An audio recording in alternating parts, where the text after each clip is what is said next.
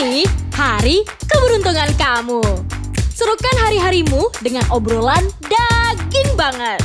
Berbagai genre konten audio ada di sini. Kalau lu nemu pasangan yang Disinilah tempat audio kreator monetize kontennya. atau mau presentasi ke bos-bos kena HIV gitu baru dapat kabar lo HIV positif. Dimanapun, kapanpun, audio now. Hanya di Room. Download sekarang juga.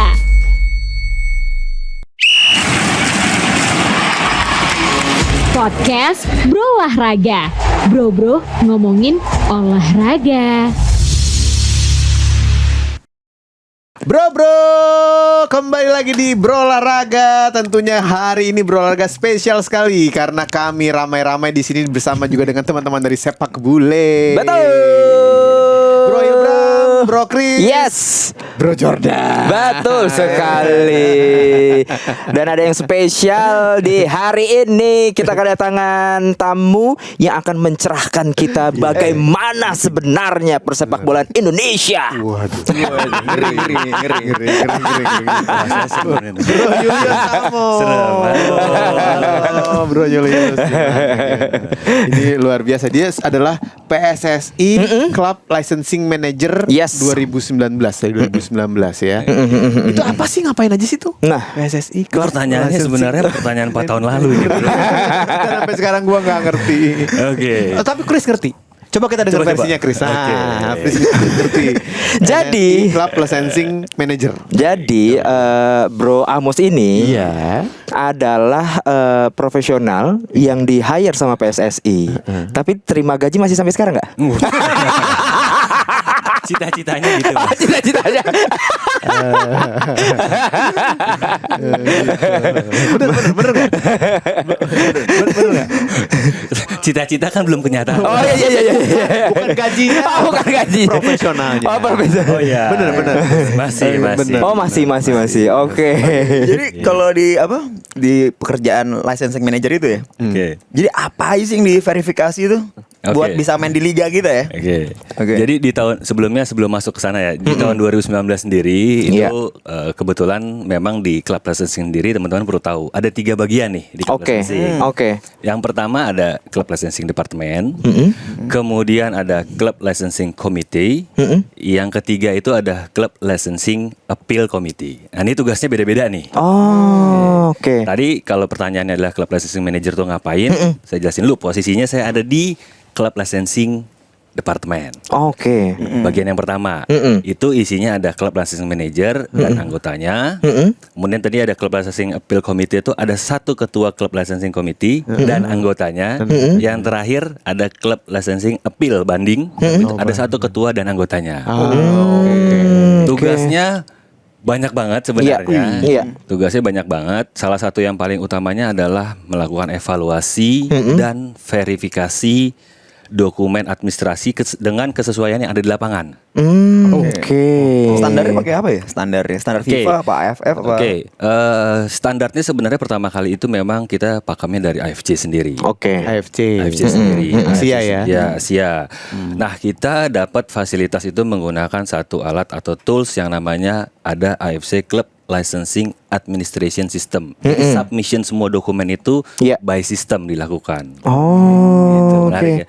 Jadi ada waktu periode cycle-nya. Jadi semua itu akan masuk sesuai dengan waktu yang ditetapkan. Dan proses verifikasinya, evaluasinya, pengambilan keputusannya hingga proses appeal-nya teman-teman perlu tahu itu semuanya lewat sistem sebenarnya. Bukan orang. Oke. Orangnya ada di dalam sistem. Orangnya ada di dalam sistem. Karena kecenderungan kan kalau kita punya kedekatan Iya. sendiri dengan orang, Nggak bisa. Iya. harus sistem yang kontrol.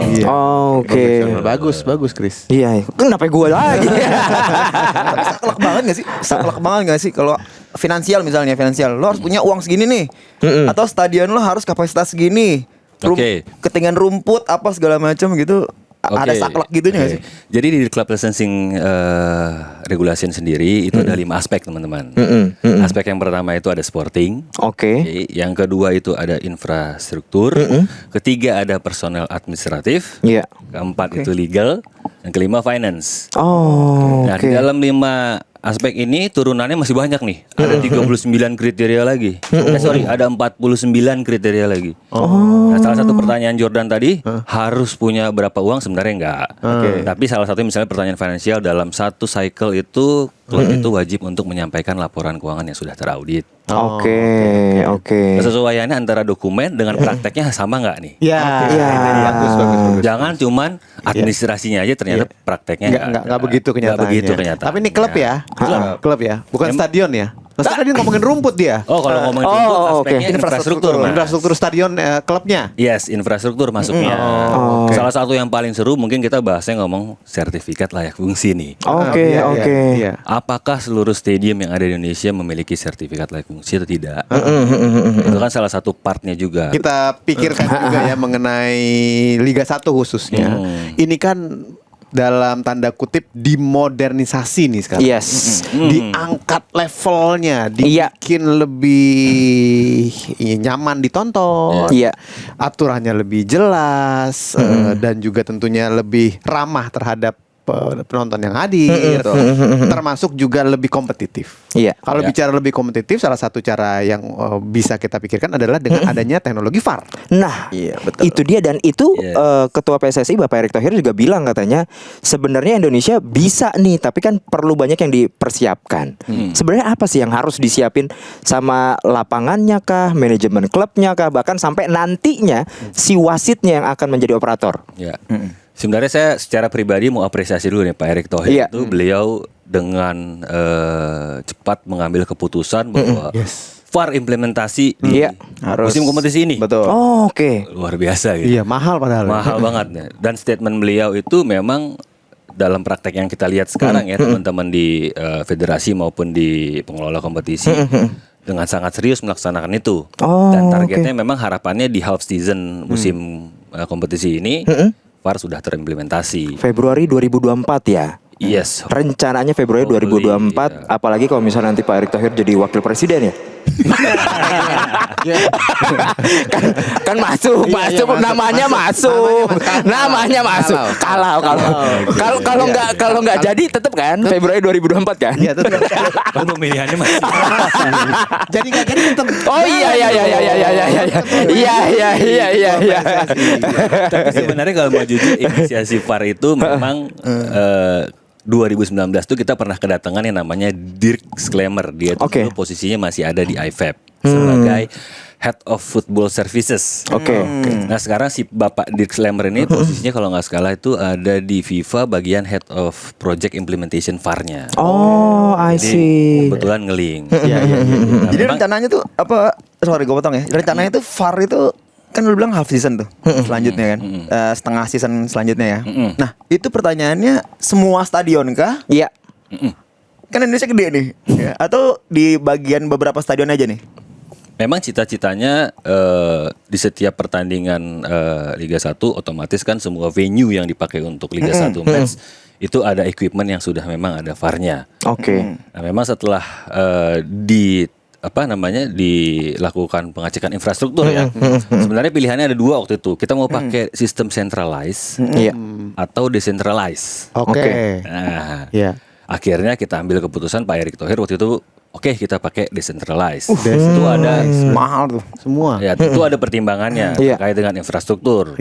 Salah satunya kan bandwidth itu kan ketika kita centralized bandwidthnya harus tinggi sekali.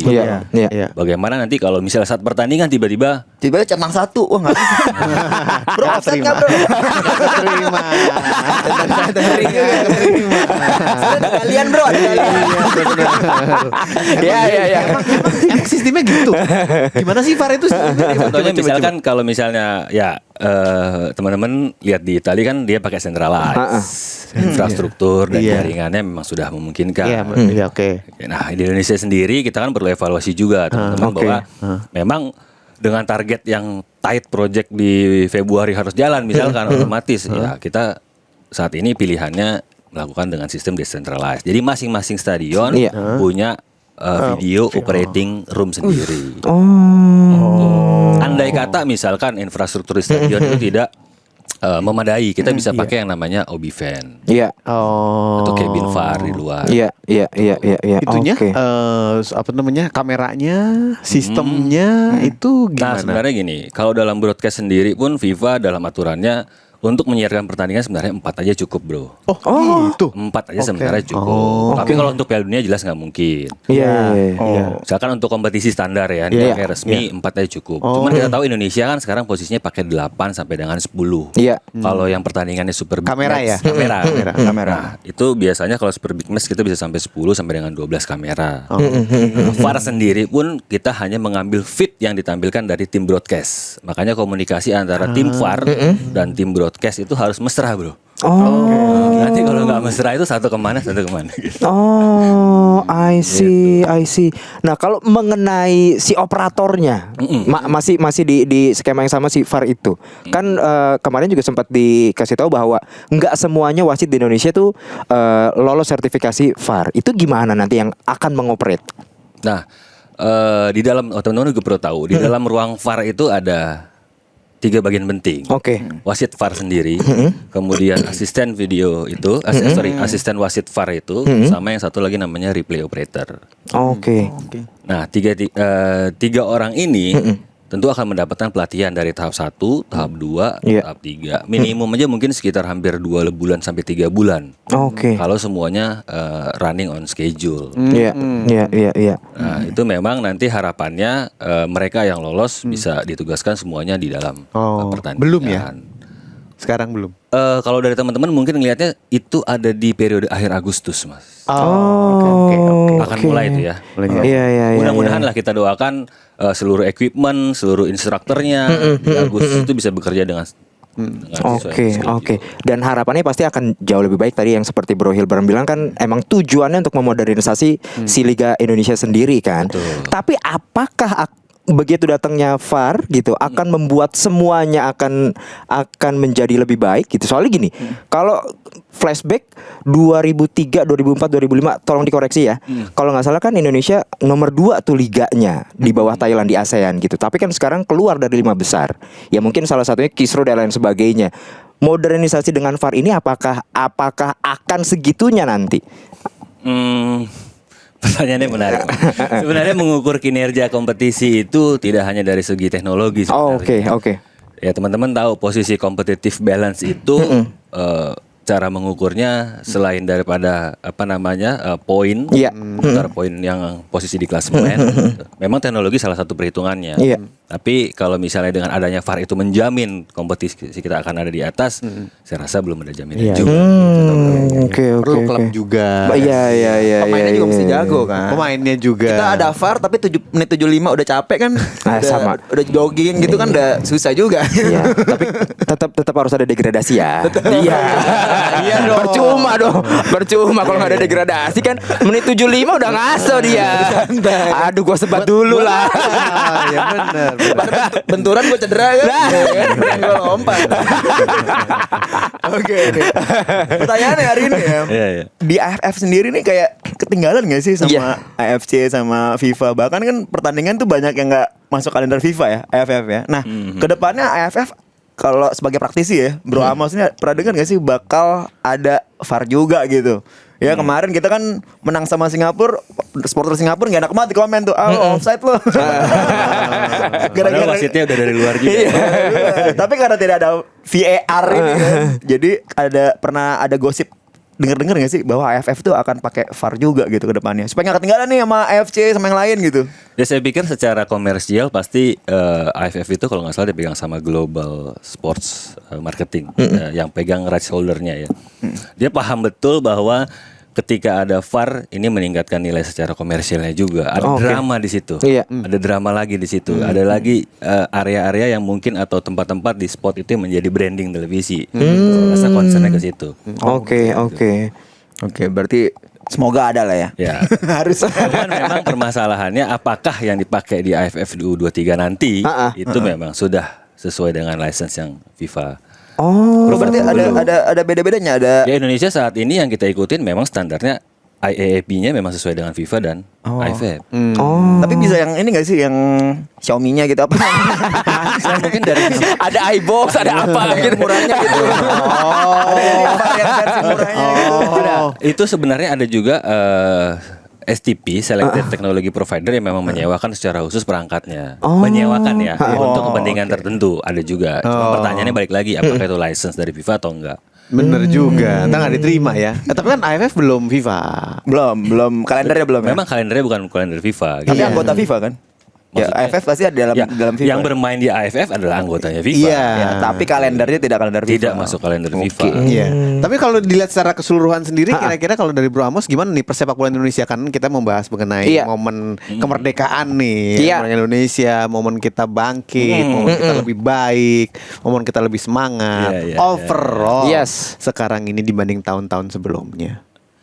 Ya tidak bisa dipungkiri juga sebenarnya bro, kalau di bawah kepemimpinan ketua umum kita yang baru, dengan experience beliau, dengan privilege-nya beliau saat ini, ya teman-teman bisa merasakan sendiri. Iya. Wah, kita belum udah disuguhkan dengan hadiah dengan pertandingan internasional Argentina. Iya. Iya. Terus timnas juga bermain dengan cukup memuaskan, sangat memuaskan bahkan. Iya. Di luar ekspektasi kita bahkan. Iya.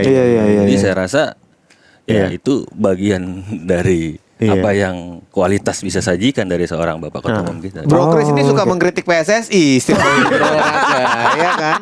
Nah sekarang nih juga dari PSSI-nya apa yang ingin Bro Chris sampaikan? Lu jangan ngomong di belakang dulu.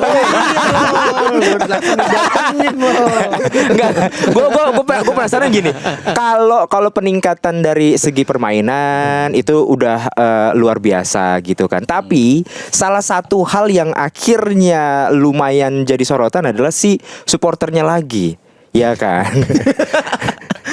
Nah, Ya, ini berhubungan sama klub ya. iya. Nah, itu bagaimana melihatnya dengan segala macam, apalagi ada verifikasi dan seterusnya gitu kan. Termasuk juga nggak sih kayak hubungan antara klub dengan supporternya kah, bagaimana memanagenya dan seterusnya. Soalnya yang dilihat yang baru-baru ini terjadi aja ada hal yang sama kan, ada keributan juga gitu. Padahal nggak ada supporter tamu di situ.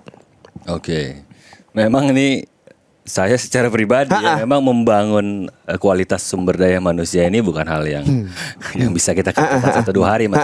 Sumber daya manusia. Iya, manusia dari itu. Jadi jangan langsung kita tiba-tiba bilang wah supporter ini, tapi memang kita lihatnya secara keseluruhan ya, bahwa membangun orang, kualitas manusia yang baik memang bukan pekerjaan 1-2 hari. Iya. Tapi langkah nyatanya saya udah lihat memang komunikasi terus antara klub dengan supporter, pemerintah daerah juga akan turun. Iya. Terus dari pemerintah pusat juga turun untuk sama-sama membangun komunikasi ya. Teman-teman juga lihat kemarin ada sarasehan dengan supporter. Iya. Masing-masing supporter dikunjungin ketika beliau datang ke daerah, diajak bicara. Saya rasa itu cukup signifikan. Udah mulai ada langkahnya lah ya. Tujuannya kan untuk memajukan persepak bola Indonesia. Iya. Kalau yang paling deket kan AFF nih, yang akan sama-sama kita hadapi. Kalau dari Bro Amos melihat bagaimana nih timnas kita dengan timnas-timnas lain di AFF dulu deh. Ya, AFF kita ada di grup B kalau nggak salah ya, dengan Thailand dan dengan Malaysia, Timor Leste.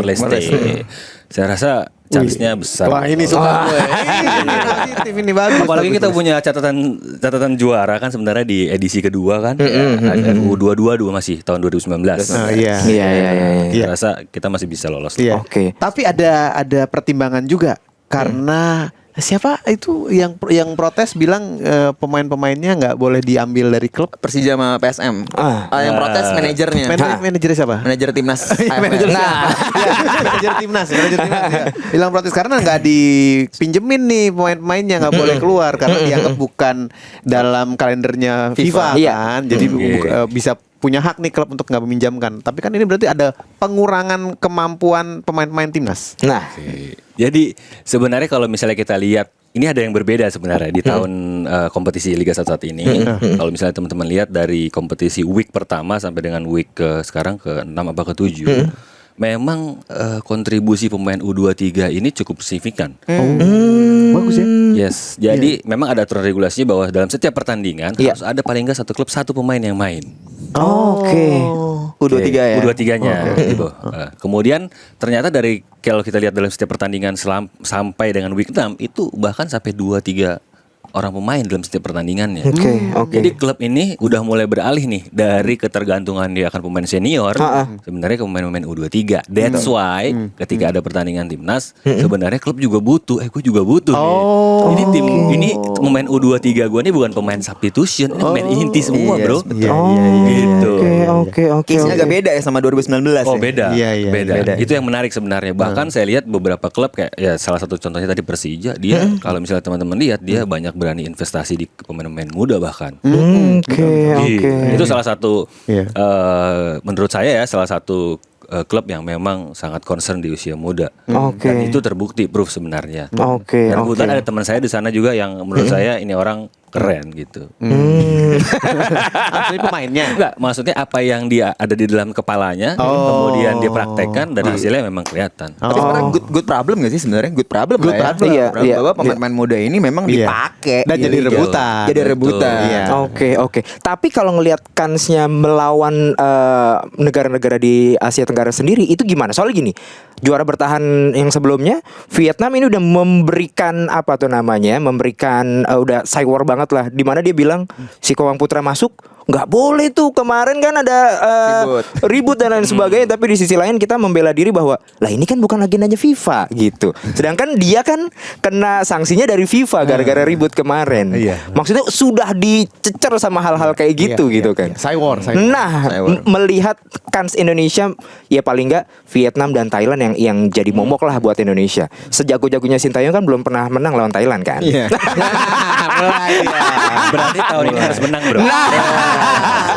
Kalau enggak kelar 2024. Tapi menurut saya memang pemain-pemain U23 ini butuh ruang untuk dia tampil ya. Aman ya, terutama di ajang-ajang internasional. Oke. Saya rasa ya why not gitu buat kasih kesempatan mereka di AFF U23 gitu. Oke. Karena berbeda tensinya terutama dengan liga di kompetisi domestik sama di Iya, beda. Suasana juga beda. Betul. Iya. kadang kalau lawan teman sendiri lebih jago, lawan orang lain belum tentu kan. Oh iya. Iya. Atau lawan orang lain mungkin lebih jago karena temen gak enak. Kayak gue main bola sama Jordan kan gak enak.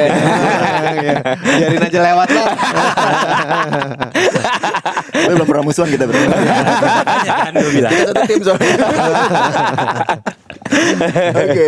Terkait pemain yang di luar negeri nih, ya ada Pratama ya, ada si Marcelino ya. Marcelino ini kan pemain-pemain yang jago banget lah ya untuk ukuran umur segitu ya, untuk U23. Jangan tuh 23. Timnas senior aja dia jago, bro. Ya kan kemarin pas AFF kemarin lawan Vietnam itu bagus banget Marcelino nih. Nah, tapi kan ya karena bukan kalender FIFA ya, mereka ini kan pasti nggak boleh main nih. Ya ini gimana jalan tengahnya ya, bro? Menurut Bro Amos nih, jalan tengahnya tuh gimana sih harusnya sih? Idealnya gitu. Ya memang di satu sisi memang karena memang tadi bukan kalender FIFA ya, memang beda tensinya tadi ketika PSSI memanggil ya pada klub, terutama apalagi klubnya dalam tanda kutip di sana otomatis masih ada jadwal liganya juga yang cukup ketat gitu. Jadi ya memang perlu upaya ekstra untuk memanggil mereka gitu loh. Oke.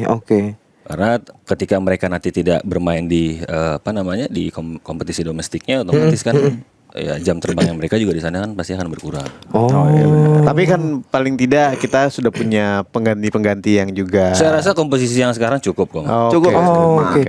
Tapi persiapannya baru kurang lebih tanggal 10 tuh baru mulai latihan. Tapi nggak semuanya juga pemain sudah ikut Iya, latihan. iya. 7 hari lah kurang lebih menuju ke nanti opening di penyisihan grup. Gimana tuh? Ya secara teknikal pasti kalau tim pelatih tahu bahwa persiapan yang singkat sangat sulit untuk mempersiapkan sebuah tim ideal. Iya. Tapi kan kita sebagai orang Indonesia justru yang waktunya mepet-mepet. lebih Coba, sorry. 4 hari. Oh iya. Dapat emas. Iya. 4 hari. 4 hari, Kri. Oh iya iya. Begitu-begitu kita adrenalin.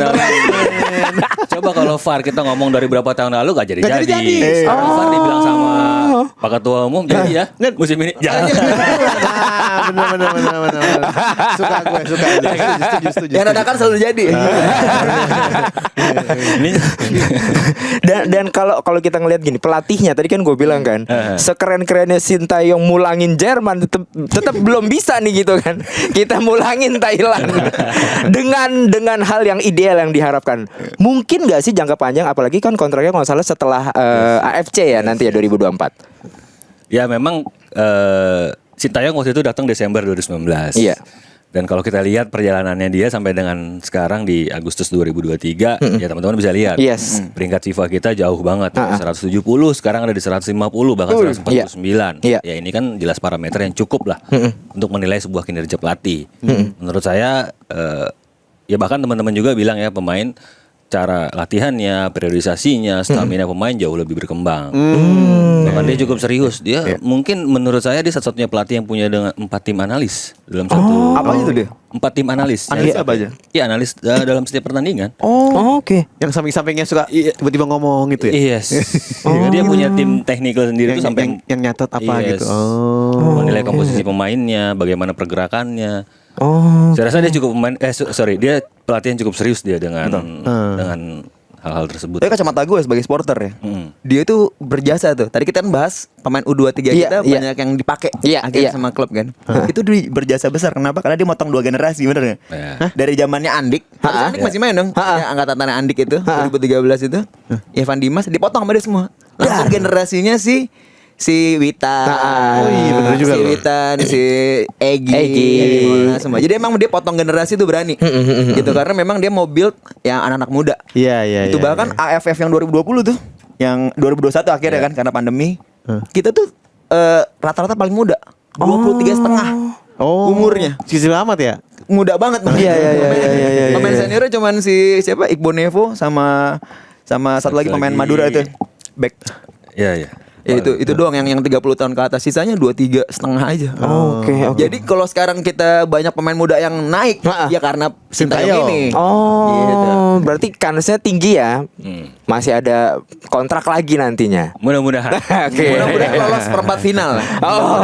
Lolos grup sih bisa lah ya. Lolos grup bisa. Kalau di AFF harusnya sih bisa.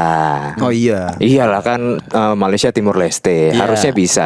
Lolos grup. Setelah itu abis itu siapa ya? Kira-kira ya? Ya, belum tahu ya. Siapa gue grupnya? Ya Vietnam Thailand mungkin. Vietnam Thailand itu yang jadi momok lah gitu. Tapi Vietnam memberikan langsung. Karena cuma langsung semifinal kan. Jadi juara grup sama runner up terbaik aja satu.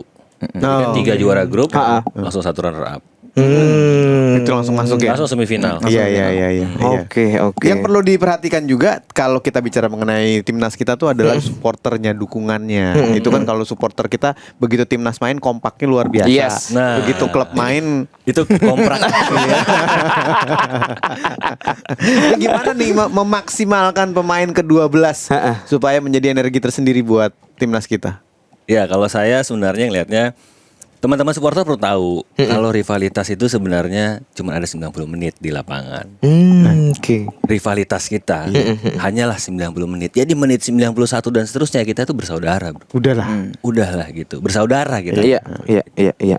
Bukannya kita bertengkar gitu. Iya. Jadi ya pesan saya buat teman-teman 90 menit itulah kita rivalitas, bukannya berantem ya. Tapi kenyataannya ini sudah bertahun-tahun rivalitas yang ada di media sosial nggak kelar-kelar, ya kan? Dengan melihat ya bersyukurnya begitu timnas main kan sekompak itu, seseru itu. Tapi ya semoga nanti begitu selesai AFF ini dan semoga menghasilkan hasil yang terbaik, akhirnya supporter pun oke lah kita semua bersaudara, begitu ya. Harusnya. Harusnya. Harusnya. Oke. Tapi kalau timnas bareng semua ya. Kalau apa? Kalau udah timnas tuh bareng semua. Iya. Tiket jangan mahal-mahal dong, gila 4 juta gila kali. Bukan gue yang jual tiket. Kenapa lu bilang ke bro? Saya udah kenal gitu. Bro, untuk membiayai VAR nantinya. Oh mungkin tiket mahal supaya yang nonton. Nah, Timnas Argentina aja bayar kok sekarang ya. Timnas Argentina aja beli kok. Balik modal nggak kemarin? Waduh nggak tahu itu. harusnya balik lah. Kan ada pengurangan Messi di situ. Ya dari nilainya kan Messi nggak jadi datang bro, gimana? Emang lebih murah ya? Dikurangin. Oh gitu. 2%.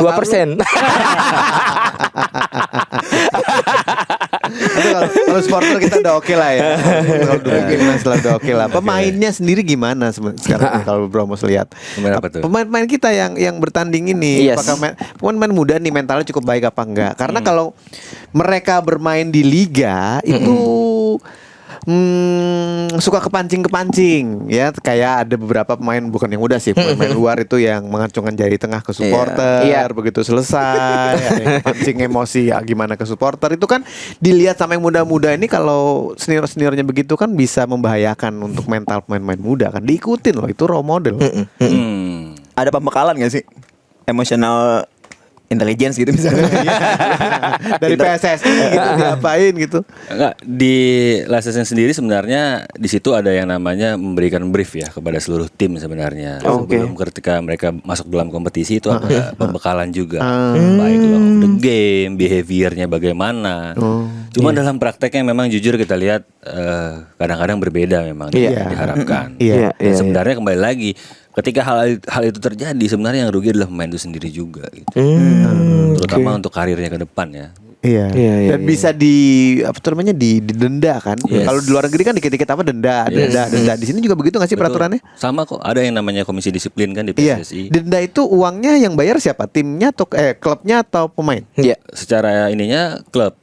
Cuman memang mungkin ada dalam kontraknya disebutkan antara klub ketika behavior itu muncul dari pemain sendiri yang merugikan itu, otomatis mereka bisa melakukan pemotongan si klubnya pada pemain. Gitu. Tapi technically-nya sebenarnya saat membayar dendanya itu langsung dari klubnya. Oke. Mungkin isi kontraknya gini. Saat lo kena tilang gue bayarin dulu, abis itu lo ganti. Lo sidang sendiri. Masa lo sidang di tempat gitu. Nah, sekarang kita akan main ya, tentunya kalau dalam suasana ulang tahun Indonesia, Yes. ulang tahun Indonesia lagi kemerdekaan seperti ini, itu kan selalu ada lomba-lomba, ada permainan, biar seru ya. Nah, kita akan tampilkan beberapa foto, nanti ditebak sama Jordan sama Chris. Bro Amos. Gue doang. Nganterin aja. Dia adalah tokoh-tokoh yang dekat dengan sepak bola Indonesia. Oke, itu permainan kita di hari kemerdekaan ini. Oke. Yang pertama, gambarnya adalah ini. Ini gue tahu ini. Siapa? Ini kalau dari senyumnya Thomas Jorgi. Thomas Jorgi suka main bola loh. Thomas Jorgi. Kalau nggak tahu nanti kita kasih clue. Oh, ada cluenya. Coach Justin bener kan? Coach Justin, bener? Bener. Gua tahu. Tadi udah disebutin. Iya. Kenapa tahu dari mana? Dari giginya bawa pemain bola. Oke. Gigi vape beda, gigi vape. Ya, next. Oke. Berikutnya. Nah, ini. Marcelino. Bener nih kayak Marcelino. Ini benar tuh. Gua ngeliat ininya tuh.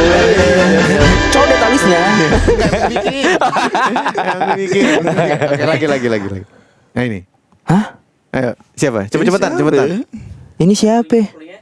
Cluenya apa? Cluenya apa? Ini klub nih. Cluenya apa? Ini klub bukan nih klub. 9 November 2011 resmi menandatangani kontrak dengan Mercedes Espanyol. Oh, Arthur Irawan. Yo,